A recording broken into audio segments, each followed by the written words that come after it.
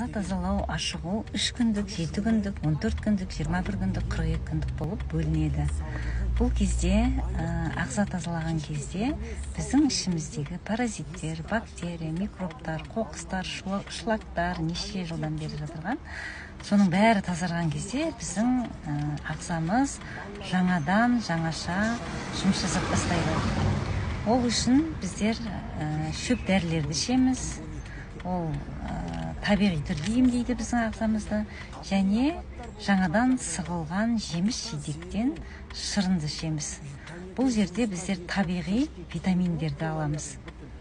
Осы кезде бізде клеточный питание болады. Мысалға, сұйық бұл тағамдар бірден біздің қанымызға түседі. Асқазан демалып тұрады. Асқазан ешқандай асты қорытпайды сұйық болғаннан кейін. Ол біздің асқазанның негізгі жұмысы асқазанды қорытып, молекуладай кішкентай қылып біздің қанымызға, клеткаларымызға беру, ол сосын бізге айналады. Ал осы кезде, ағза тазалау ашығудың кезінде асқазан тоқтап тұрады, энергия алмайды асты қорытуға, витаминдерді алмайды, ол өзімізбен бірге болады. Сондықтан да сіздің күшіңіздің тасып, энергияңыз тасып жүретін, және ешқандай да қарын ашпай жеңіл өтетіні керемет.